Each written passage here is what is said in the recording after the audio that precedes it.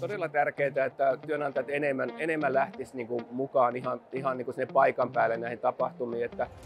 Että se on ihan eri etänä haastella sieltä, kun tavataan ihan kasvokkain näitä työhakijoita ja on aikaa heidän kanssa keskustella. Usein sitä niin kuin aika vaatii aika paljonkin neuvontaa ja juttelua sen työnantajan kanssa ennen kuin joku perhekin esimerkiksi uskaltaa lähteä muuttaa sitten töihin toiseen maahan. Ja saa sellainen käsityksen, että minkälainen se kulttuuri tässä maassa on ja mitä ne arvostaa ne työhakijat ja minkälainen kielitaito heillä on ja motivaatio ja niin edelleen. Ja se kaikki selviää kaikkein parhaiten, kun tulee tänne paikan päälle ja tapaa näitä ihmisiä omassa maassaan. Joo, miksi kannattaa tulla tänne? Ja mä kyllä neuvon kaikki työnantajat osallistuvan kanssa. Tämä on suuri tapahtuma. Täällä voitte luoda kontakteja ja täällä voitte tutustua erilaisiin ihmisiin eriltä alalta.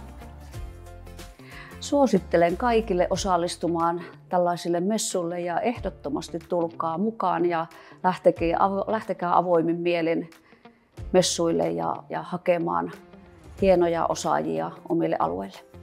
I would say it's very important for me to meet employers in person because then you can sort of talk more about what it is the employer has to offer and whether I would be a good fit to work for that employer and if it's something that aligns with each other.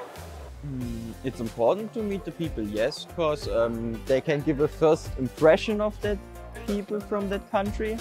Meeting them in person is better than if you just read it somewhere